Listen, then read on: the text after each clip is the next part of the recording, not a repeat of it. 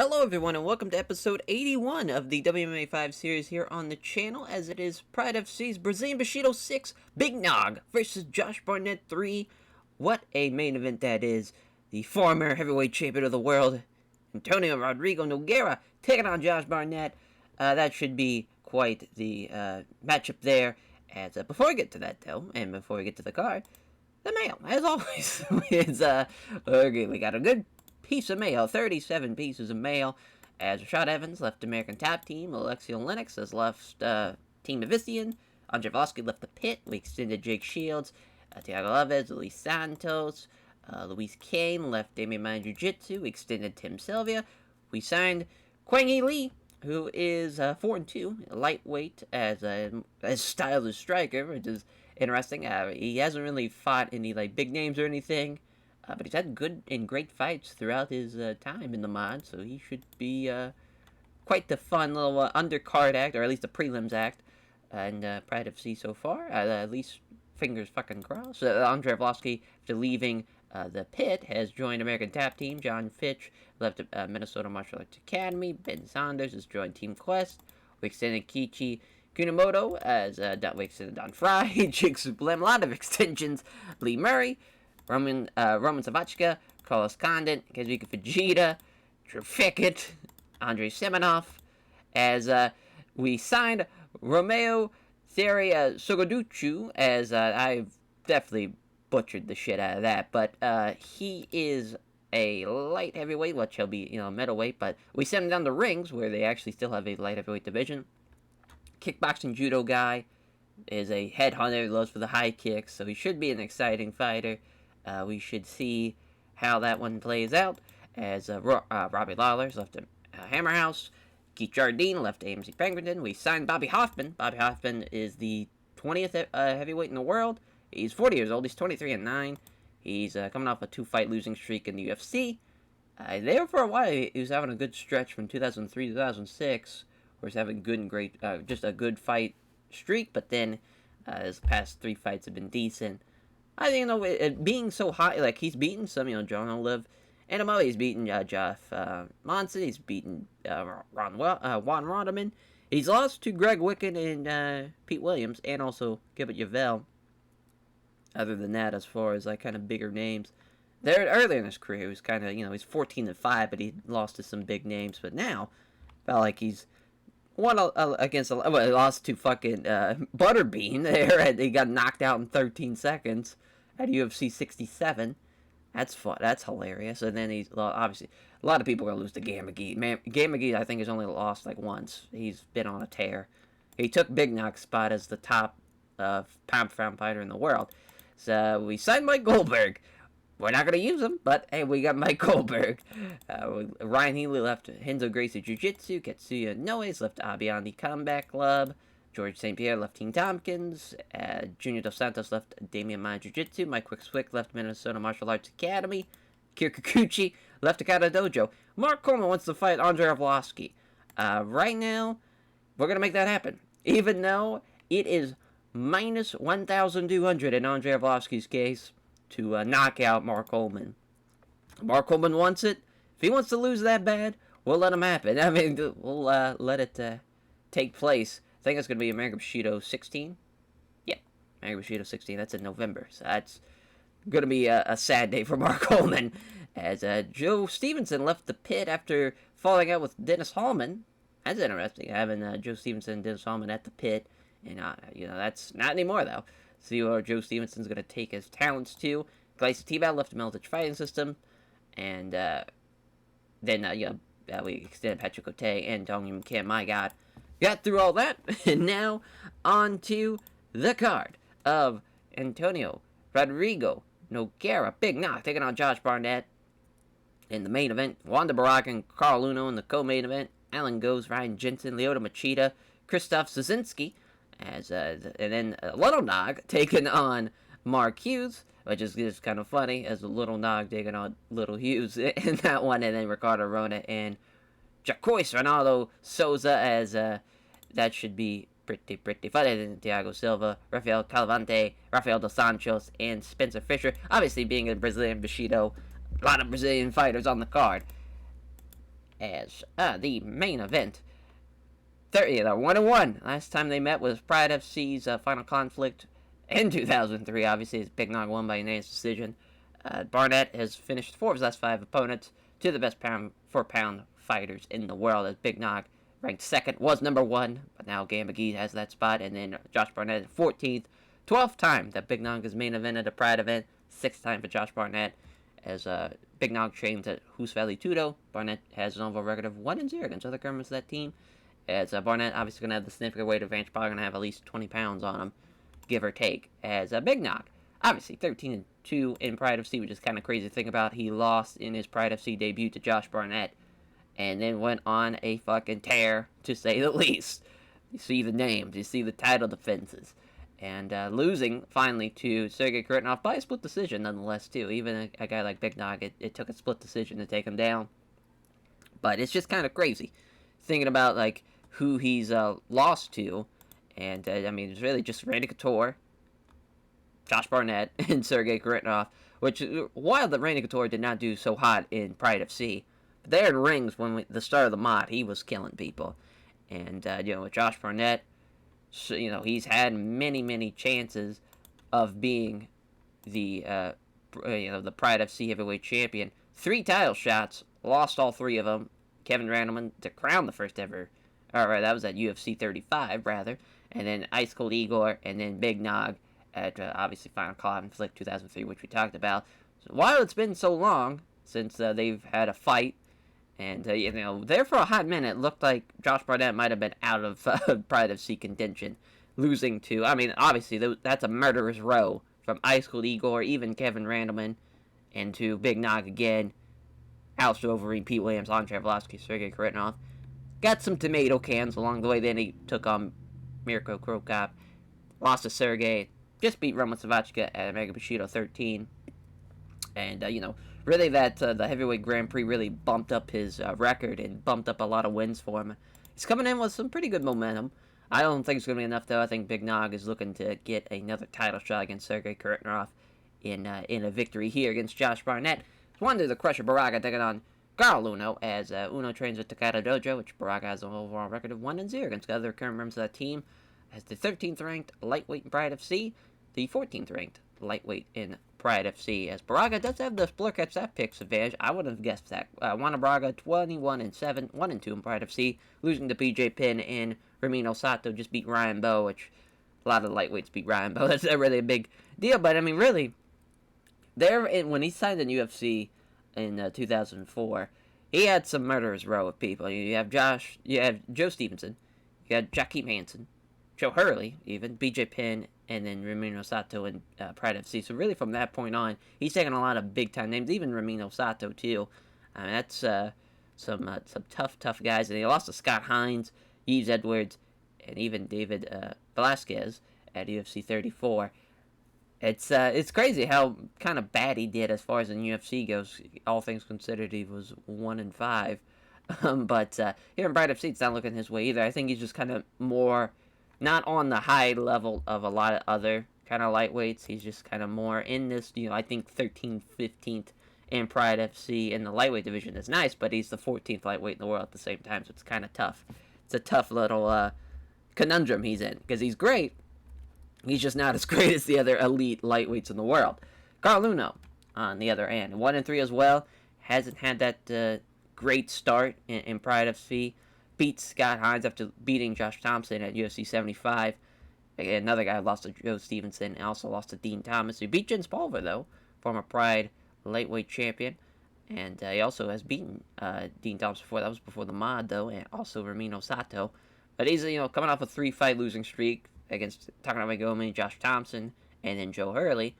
It's not looking his way. A split decision loss to Joe Hurley at Pride FC Worldwide 4.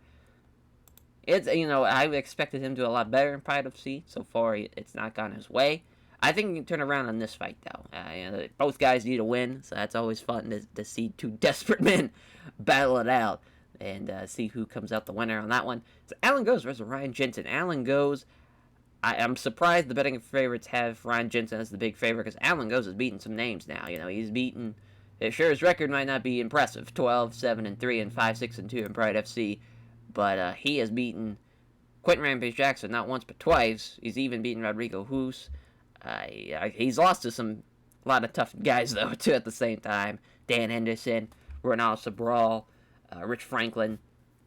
He drew with Carlos Newton and then lost to him, and then I lost to Dennis Allman. And it's just kind of crazy. He took on all those guys as far as future welterweight champions and whatnot, even future middleweight champions in Dan Henderson, as and even Frank Shamrock too. At least that was after his middleweight title run, and Frank Shamrock got lost in the second round, but he's coming off a win with Rodrigo Hus at Brazilian Bushido 5, the previous Brazilian Bushido card. Ron Jensen, I just don't expect him to win. Maybe I'm going to go with the odds on Vegas. They know what they're fucking talking about, but he just hasn't taken on big names. He's beaten Jason May and Miller, Josh Rafferty, Masato Yano, Stephan Bonner, Travis Luter, but other than that, he hasn't faced a lot of big names. So this is just a perfect opportunity for him. He's coming off a 2-fight win streak. I don't see it happening, and that's just me though. They both have won their last 3 out of their last 5 fights decision. This one's definitely gonna go the distance if I had to guess. Lyoto the Dragon Machida versus Krzysztof the Polish Experiment Zazinski. This is a big debut for Krzysztof Zazinski, but he is going to get fucking destroyed by the Dragon here. As they both have won their 3 of the last 5 opponents. They've beaten, rather, their 3 of the last 5 opponents. Zazinski has submitted while Machida has finished. First time they have fought, Krzysztof Zazinski is going to have a significant weight advantage, but betting odds, again, are going to have Lyoto Machida as the favorite, which I do see that happening. 4-1. He just beat James Tahuna at a Pride FC Worldwide show, losing by split decision to Masato Yano. There for a while, I thought he was going to go on a tear. A lot of guys. And, it's crazy. He's 29 years old and he's only had that few fights. That just kind of sucks as far as a matchmaking perspective. A lot of his kind of prime was, I wouldn't say his prime, but technically we're in the prime right now. A lot of his earlier stuff, we didn't have a TV show or anything, so it was kind of sparingly how we got to book him. But now we got a TV show, so hopefully a lot more guys are going to be able to be booked more. As Krzysztof Zazinski coming in at 12-4, he's 24th middleweight in Pride FC. He's coming off a big winning streak. He won the Rings Light Heavyweight Grand Prix, which is why he's here in Pride FC. He's did pretty well in Pancrase rather before we signed him to go to Rings, and then obviously winning the Light Heavyweight Grand Prix. I was like, well, might as well call him up now. He hasn't faced a lot of big names or anything. He's probably gonna get killed here against Lyoto Machida, but it's a fun fight though, nonetheless. As Little Nog taking on Mark Hughes. It's a pretty close one to call. I would probably side with the Blurcat stat picks with Mark Hughes getting the win here, but the significant weight advantage for Little Nog should help him out here. Hughes has won his last 4 out of his last 5 fights by decision. He grounds people out. He's won 3 straight fights by split decision before the Guy Metzger unanimous decision win. That was back, though, also when there was only 2 rounds instead of 3. Now that with the 3 rounds, I think it's going to be a little bit more tough on him as far as getting a decision win. But then again, as far as that first round is very, very key for any wrestler, any grappler. And they're going to look to keep, either man is going to look to try to keep the other one down for the whole 10 minutes and go into the second and third round with that first round getting that win. That's just the kind of the game plan that every kind of, I think, wrestler should go into having. As we'll see how that one plays out. That could be a grapple fuck fest. As the Brazilian Tiger, Ricardo Ronaldo, taking on Ronaldo, Jacare rather, Ronaldo, Jacare Souza, as Jacare having the big favorite to win. I'm assuming he's going to kill poor Ricardo Rona. Ricardo Rona 9-6, not great. There for a while, I was like, wow, he might actually be a problem. But then again, he was kind of taking on some lower level names there, like Yoji Anjo and Dario Matsui, and fighting beat Hoist Gracie at Pride 21. He also beat Shogun, and then he also beat Ryan Gracie, but he's also lost to guys like Guy Metzger, Glover Teixeira, Gerard Musashi, Yuki Kondo, Masato Yano. As you see here, he's had 4 very poor fights and 2 poor fights, and then even 1 abysmal fight. Not a great track record as far as fights go for him. And I'm hoping one of these days we'll be able to let him go once he gets a bad enough record. Because right now he's 8-5. and Pride FC 9-6 as a whole, if we can get to the point where he's kind of losing a lot, well, they'll definitely play for our advantage. But Jacare is probably going to kill him. He's 4-0, he's 3-0 in Pride FC. Really a big win against Rashad Evans at Bushido Osaka 3 last year, which beat him in the 44th first minute in the first round.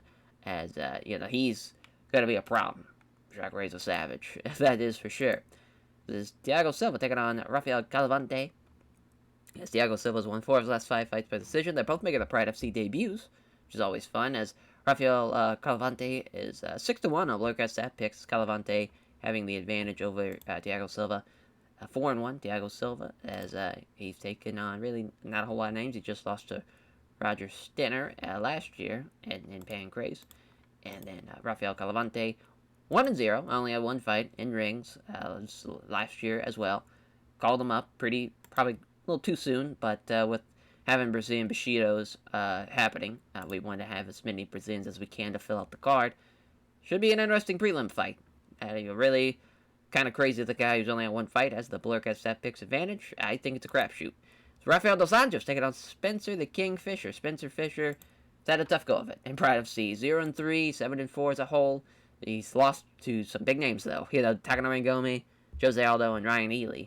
Now he's finally taking on somebody kind of more of his standards, but he's going to get fucking killed, though, by Rafael dos Anjos. I mean, obviously he's not what he becomes, but still, he's going to be a problem. He's probably going to get a first-round finish. I don't see Spencer Fisher surviving this onslaught from Rafael dos Anjos. Not at all, as minus 510 on the betting lines for Rafael dos Anjos. Jiu-Jitsu, Muay Thai, boxing, Jiu-Jitsu. So both guys with kind of well-rounded guys standing in on the ground. Minnesota Martial Arts Academy, no team for Spencer the King Fisher. Both 5'7", though. Both maybe weighed in 161, we'll see. As Rio de Janeiro, Benidorm, Iowa. Mario Saki's the referee, ringside judges. Yep, gets a loud ovation as Dos Anjos here as they touch gloves. Steps in the fight there as Dos Anjos fails on a leg kick. Fisher doesn't connect to the left jab, also has a right hand absorbed on the gloves. Fisher fails to find on his jab, then catches Dos Anjos with a right hook, though. Misses as he hits the left hand, but misses the big right hand that follows up. There's a 2-punch combo that Dos Anjos avoids. Clear opportunity, Dos Anjos is able to move in fast and clinch with him using his wrestling skills. Dos Anjos is trying to push Fisher up against the ropes. He ends up back against the ropes. Stuck against the ropes, does a sharp, tries to reap a leg with a sharp sweep in order to trip him to the floor. Superb outside leg trip, takes us back. Both looks in, look at the rear naked choke, and he's got it, yeah. No-brainer for Rafael dos Anjos there, getting the easy rear naked choke win. Just under 3 minutes as Spencer the King Fisher 7-5. We'll probably keep him around for one more fight, and then we'll let him go as a 3-0, Rafael dos Anjos. As giving thanks, Rafael dos Anjos praised his team at Minnesota Martial Arts Academy. He's very responsive to all the fans who came out supporting him. He's asked who he'd like to face next, and he replies that he has a lot of respect for the skills of Joe Lozon. That'd be an exciting fucking fight, as he thinks that'd be a great fight. That it would. As Thiago Silva taking on Rafael Calavante. Yeah, very, very close on the betting lines. Plus 100, minus 110. Slight advantage for Rafael Calavante, I think, because of the Brazilian Jiu-Jitsu background. Was Thiago Silva more of a stand-up fighter, Muay Thai fighter. Both from Sao Paulo, Brazil. And that's almost the same age, too. They're very, very similar. This is going to be an interesting prelim fight. I think this one could go the distance. The way this one seems to be heading. As Big John McCarthy's the referee, ringside judges. Both fighters getting loud local support, as both their families are here, as round one begins. Exchange of strikes at relatively close range, nothing really lands, though. Running his mouth, Silva talking trash 30 seconds into the fight. Two fighters come together and engage, nails a right cross. Calavante lands 2 jabs, so connects with the right hand. Both fighters come together and strike as Silva slips past the right hook and counters the left hand. They exchange strikes, but nothing really happens.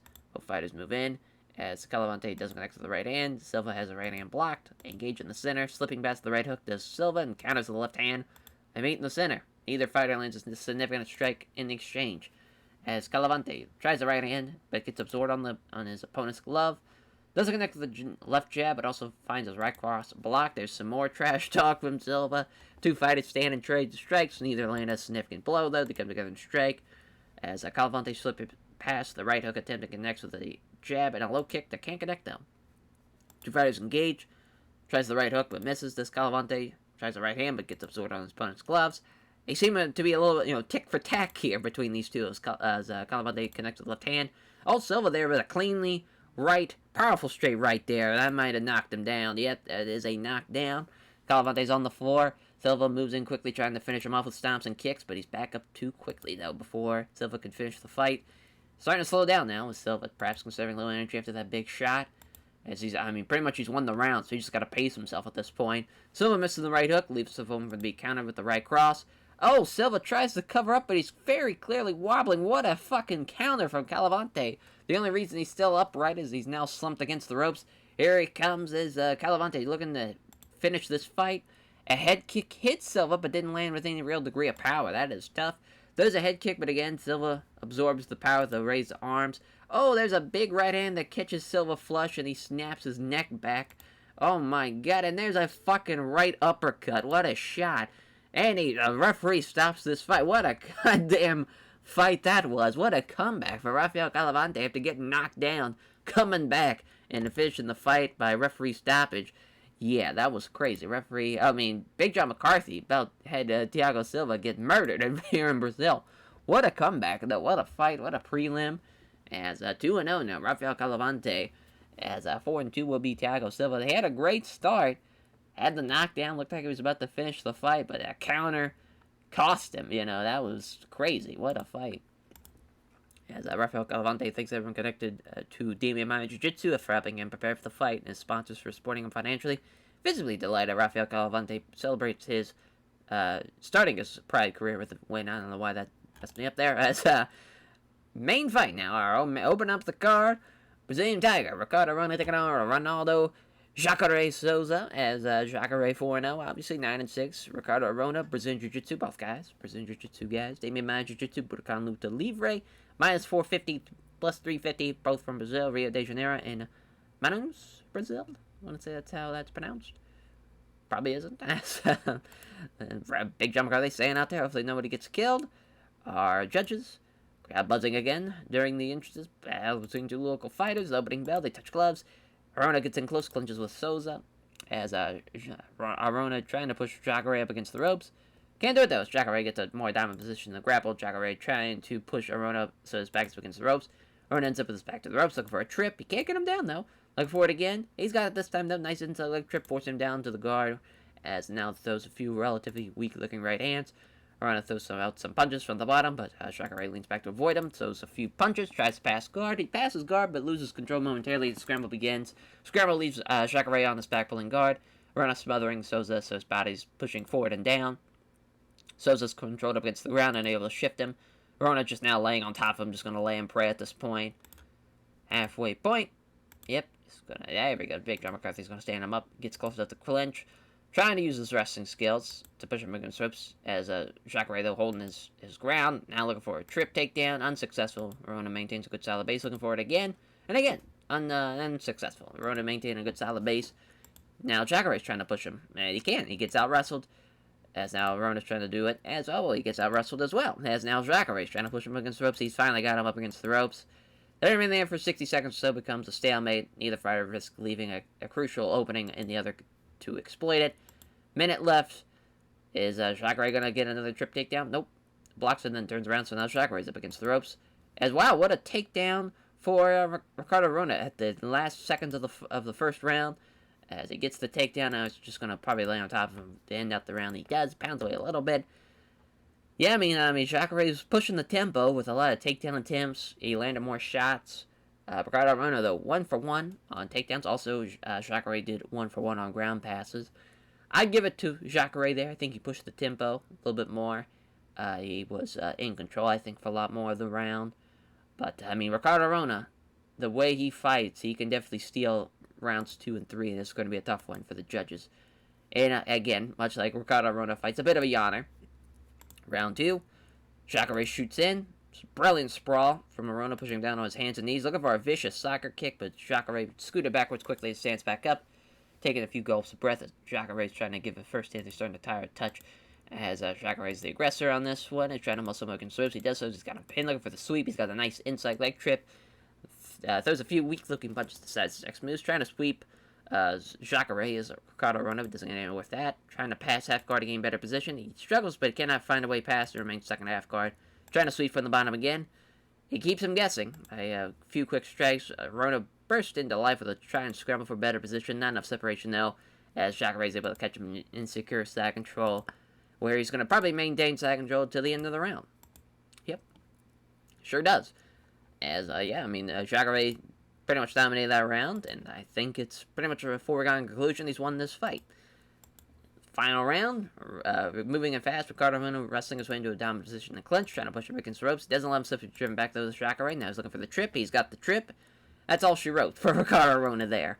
Leans back to avoid a couple of wild swings from the bottom, trying to pass guard. Rona keeps guard secure though. Attempts to pass guard again. Rona's ready for the attempt though, and keeps Souza firmly in guard. He's trying to get a double look on Jacare, but to try to get some type of control, but he can't do it. A few relatively weak punches. Big John stands him up with 48 seconds left, still moving well as Ricardo Ronaldo. Definitely breathing a little deeper now, looking for the takedown. He's got it. Jacare pulls guard, and it's a little too late for that takedown. As, your winner by unanimous decision should be Ronaldo Jacare Souza.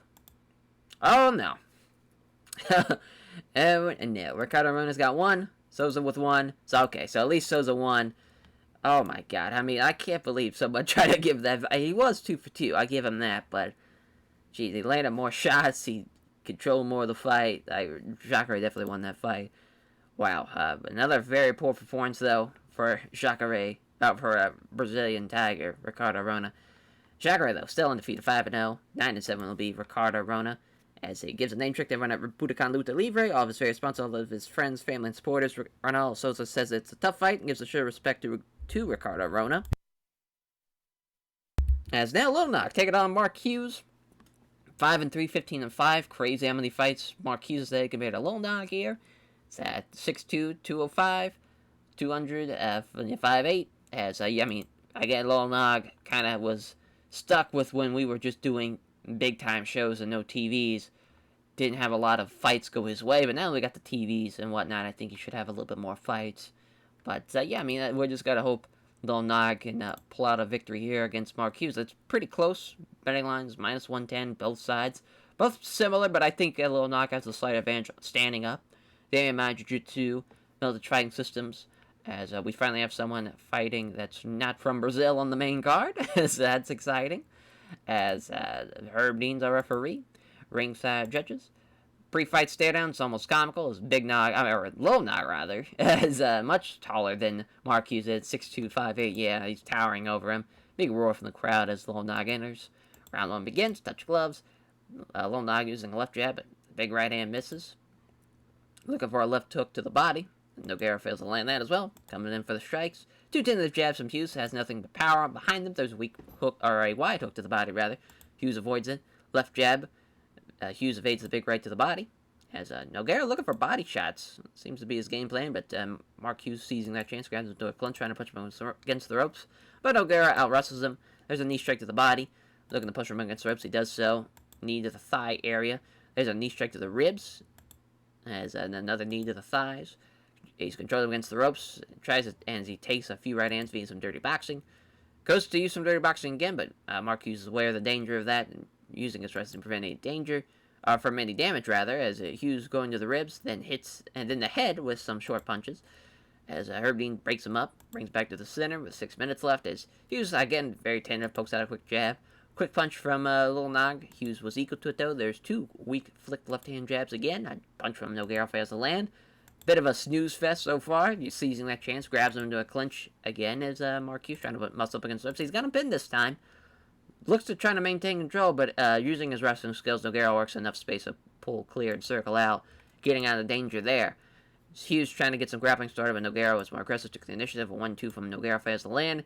Starting to breathe a little heavier now, and there's a wide hook to the body, but Hughes again avoids that, moves in fast and clinches with him, trying to push him up against the ropes. He can't do it, and finds being out-wrestled.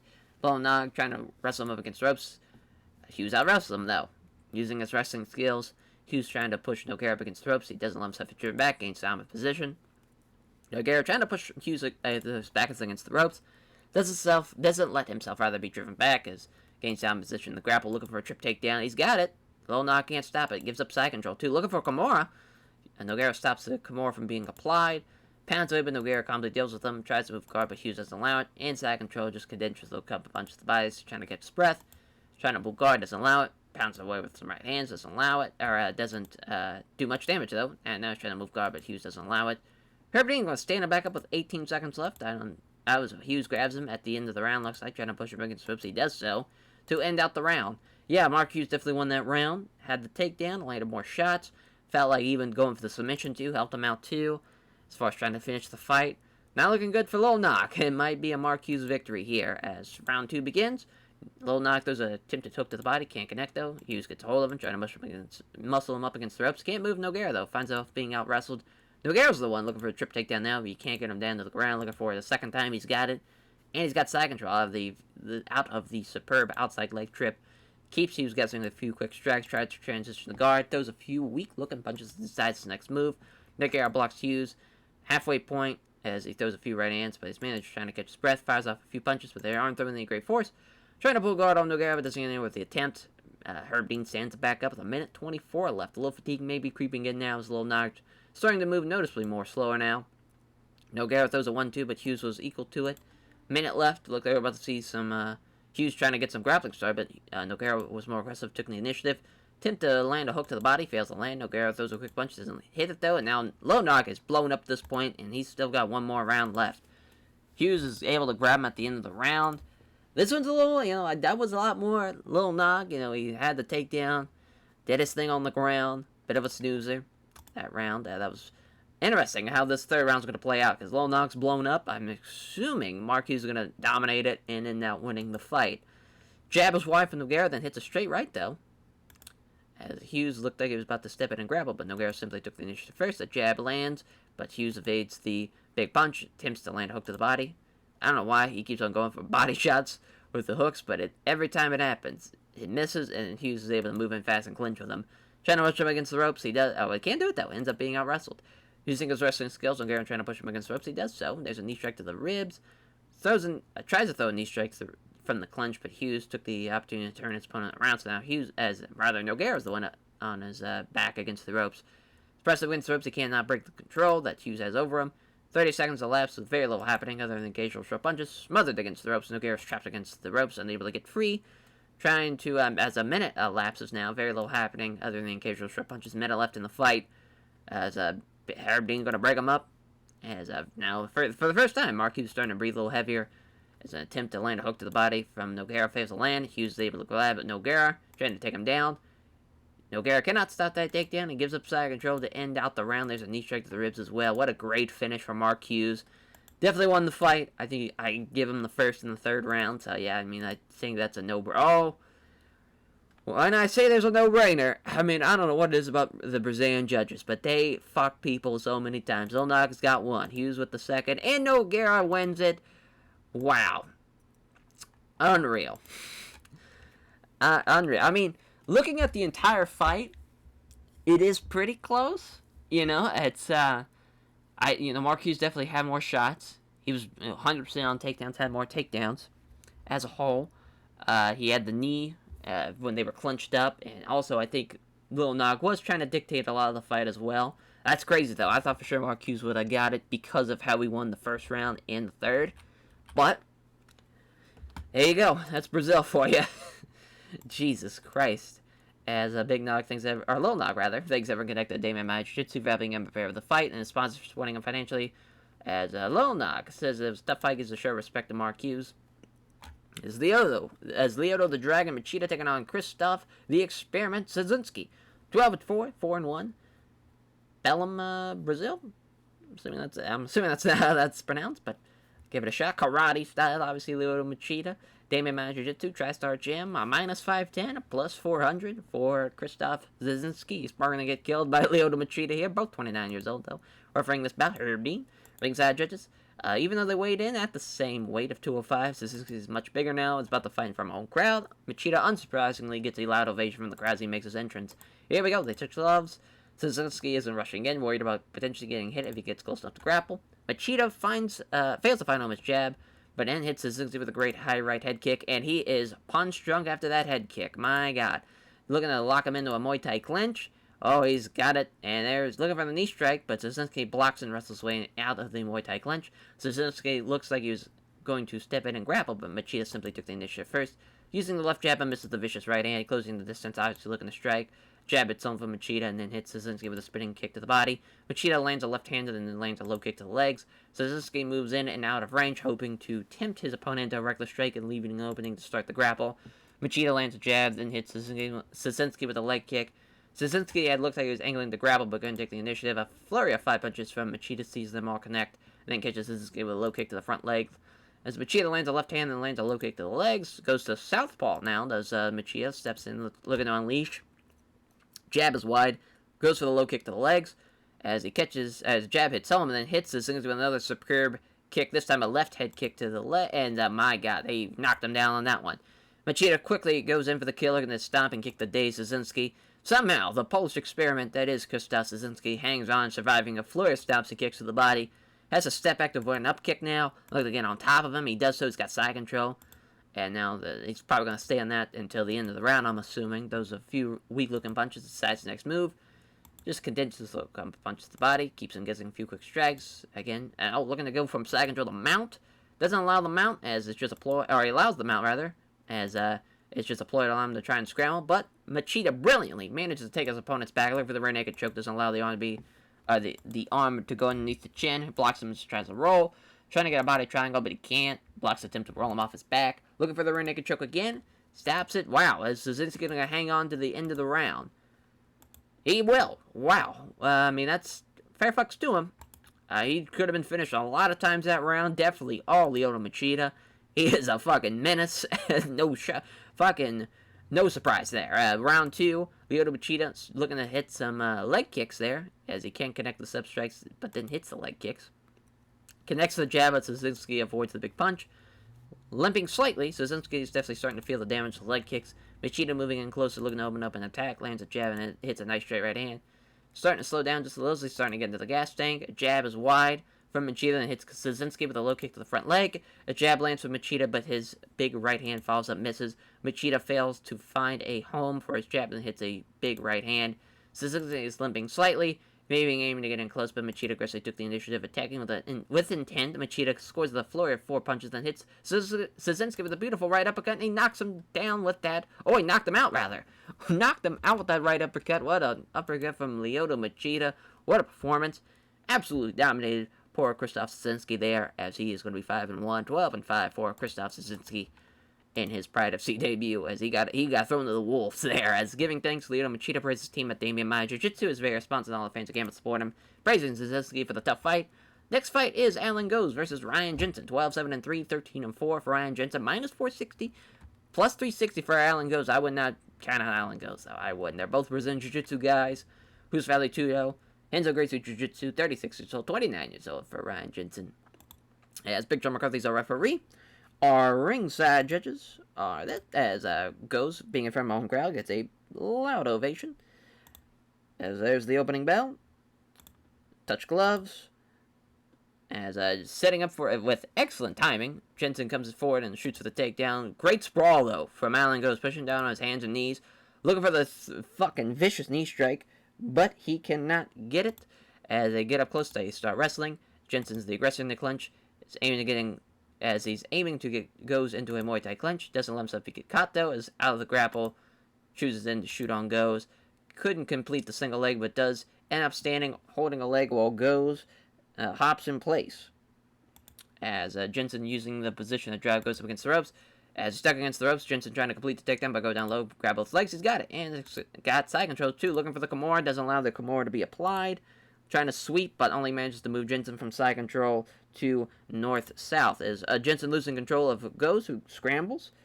Then we have Goes leaves a leg in as they scramble, and Jensen immediately tries to scramble, doesn't get the legs, and ends up being on his back, pulling guard.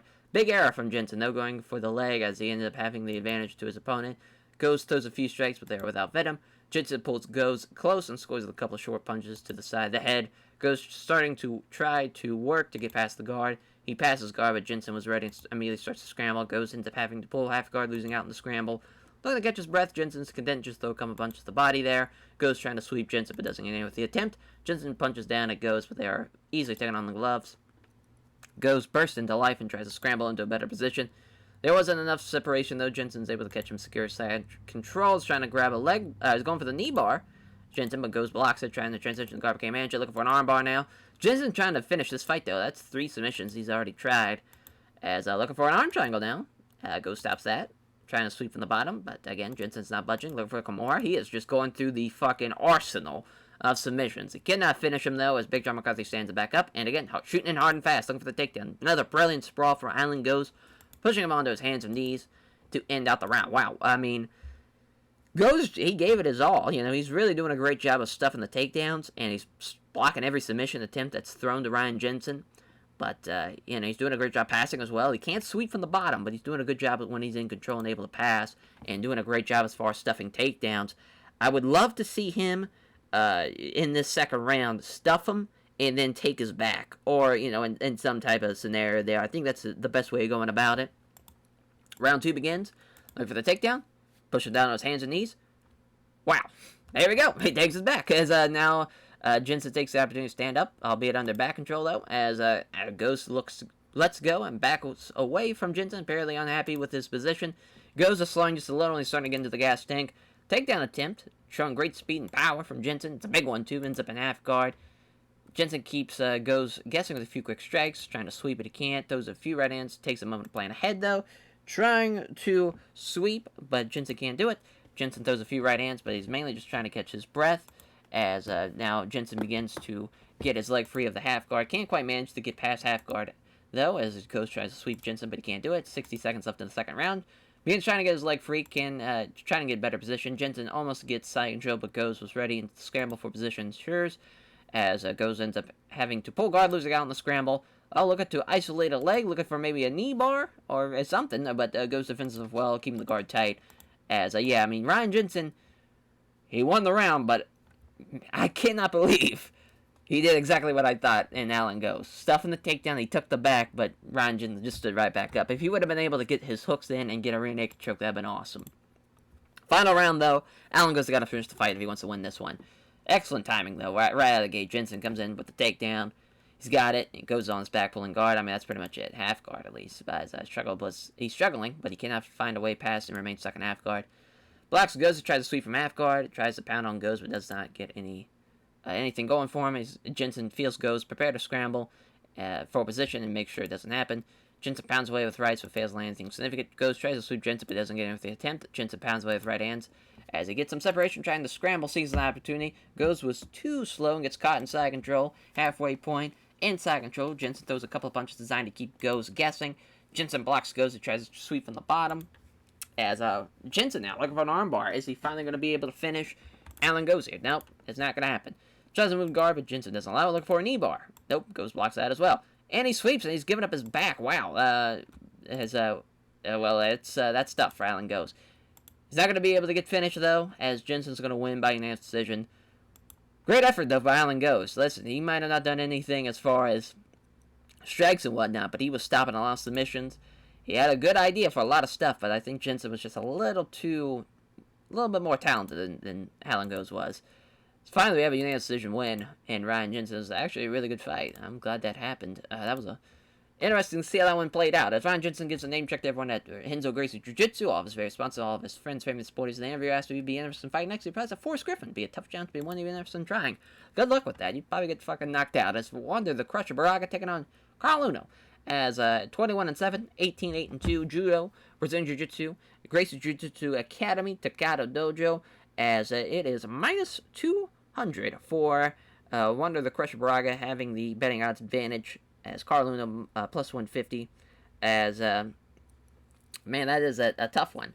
That is a tough one to call. But I honestly think Carl Uno is going to win this one. As we'll see what happens. Mario Saki's our referee, our ringside judges. War from the crowds, Braga Dynasties from around here. Round 1 begins. The two fighters touch gloves. As he can't have the set left jab and scores the right cross that lands hard. Uno confidently moves in closer. Connects with a nice jab and hits a beautiful straight right. Can't have the sub left jab and then lands a big right hand. As it lands a left hand and hits Braga with a straight right. Looking to looking like he's trying to get some grappling started. but as the threat of getting hit is keeping him from rushing in, though. As Juan Braga can't connect to the step strikes, but then scores the right cross that lands hard. Braga shoots him with a takedown. Uno partially defends it, ends up popping on one foot while Braga has hold of the other one. As he's unable to complete the takedown, Braga pushing Uno up against the ropes. Ropes trapping Uno. Braga looks for the trip takedown by sweeping the leg. And it's a great outside leg trip that sweeps Uno down to the ground. So now, as the takedown allows Braga to take the back, too. Looking for the rear naked choke. Nope, doesn't allow the arm to be underneath the chin there.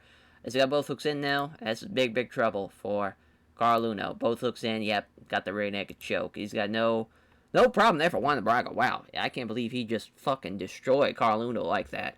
22-7 for Juan Braga, 18-9-2 for Carl Uno. A good fight, though. I mean, that was a really good fight. As, man, that was, and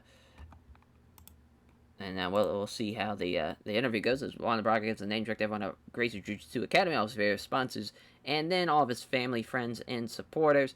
As watching the replay of the finish, Juan Braga says it was tough. He thought it was a very good choke, and thanks his trainers for working hard on him with that. As main event time, Big Nog taking on Josh Burnett. As I gotta send this tags before we run this. Yeah, I just gotta hurry up and do this real quick. As you see there, 22-3, 21-7, Jiu-Jitsu, boxing, catch wrestling, Hoos Valley Tudo, and you have Roof Sport, Hoos Valley Tudo, minus 200, plus 200. Big Nog looking to win this trilogy. And then I'm just gonna, because it's getting a lot tougher to type this out and then also talk as well. So we'll just go ahead and just do a little silence. As let's see here. There we go.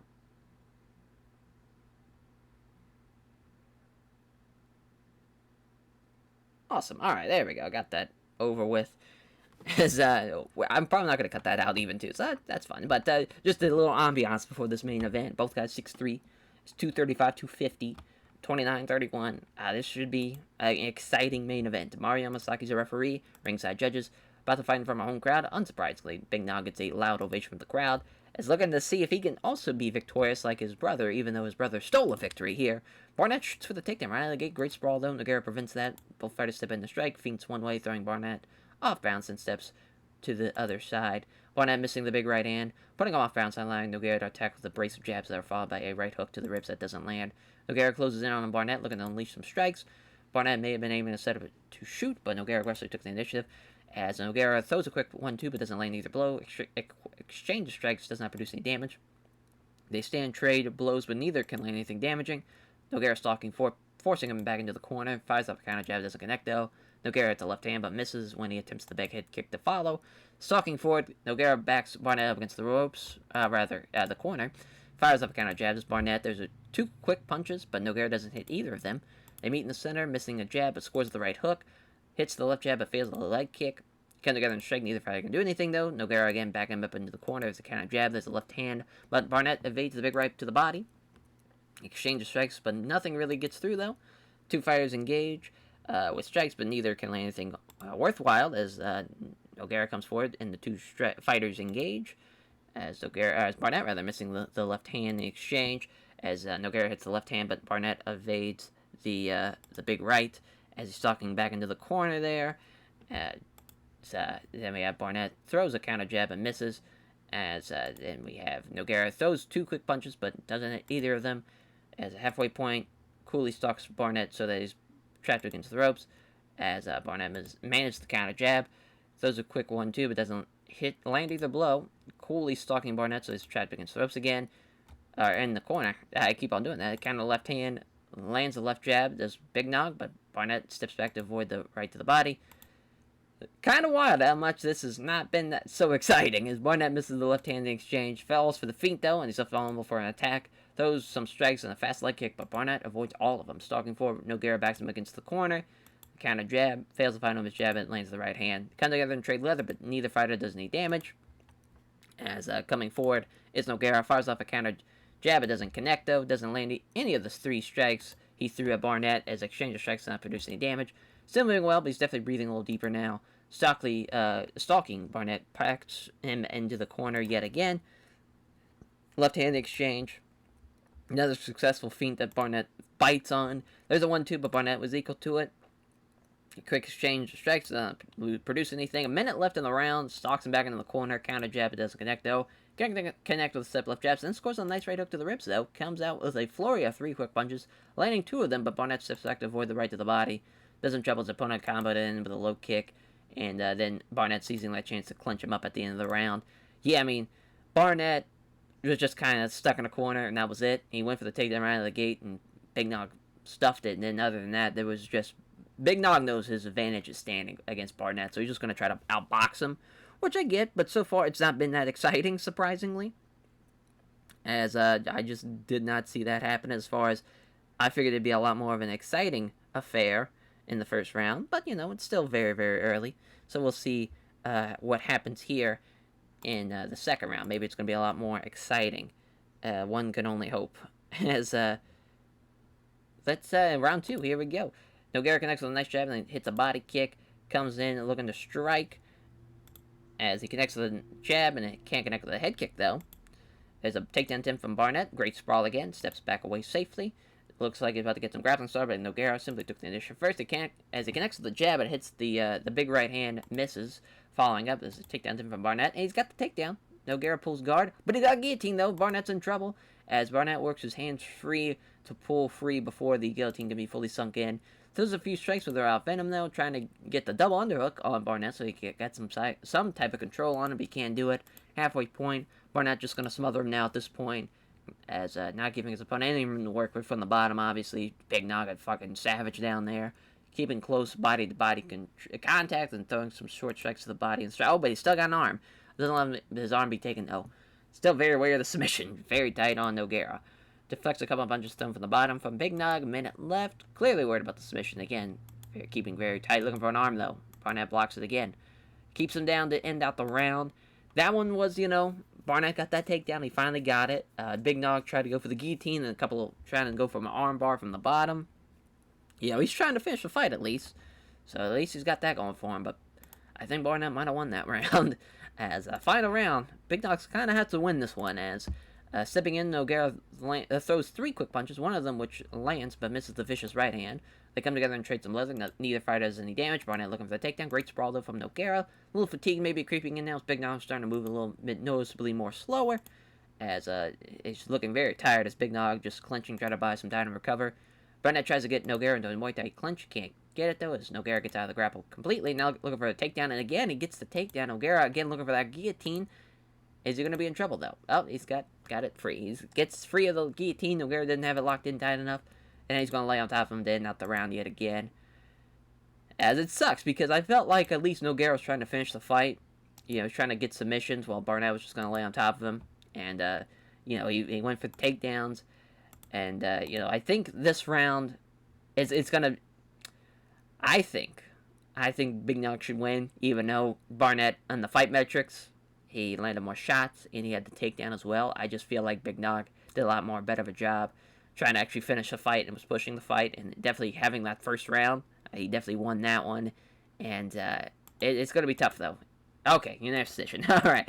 So, unanimous decision might have gave it, someone should have maybe gave him a split. But, you know, Josh Barnett comes up short. And the trilogy losing to Big Nog is 23-3 will be Big Nog. And we'll see what happens with the Sergey Karetnov fight. You know, Shockwave. Can it happen? That seems like a big-time main event in my eyes. But who knows, though? I think Sergey is going to fight Alistair Overeem. I believe that's his first title defense, I want to say. But we'll see how that all plays out. I mean, as far as this card goes, could have went a lot better, as Big Nog thinks everyone connected to Who's Valley Tudo for helping him prepare for the fight, and the sponsors supporting him financially. And Big Nog gives a show of respect to his opponent. As I mean, 65 could have been a lot worse, especially with the very poor opener and then the kind of depressing Little Nog Mark Hughes fight. But other than that, we got rolling. You know, I mean, we had a good Lyoto Machida destruction. Ryan Jones Allen goes really a really good grappling contest, and Juan Braga finishing off Carl Uno in the first round, and that went the distance. It was average, you know, so at least it wasn't terrible or anything. And then obviously, you know, really the Rafael dos Anjos, Spencer Fisher destruction there of Rafael dos Anjos. But the Rafael Calavante Thiago Silva fight was really really fun. There was a lot of good stuff. We increased pop everywhere too, so that's huge. We rarely do that on these Brazilian Bushido cards. Fight of the night and submission of the night for Wanda Baraga and Carl Uno. I'm actually going to give a performance bonus to Rafael Calavante for the crazy come from behind victory. And yeah, and that will do it for episode 81. Thank you all for watching, everyone. As I will catch you guys next time for more WMMA 5 Pride FC action. Take care, everyone.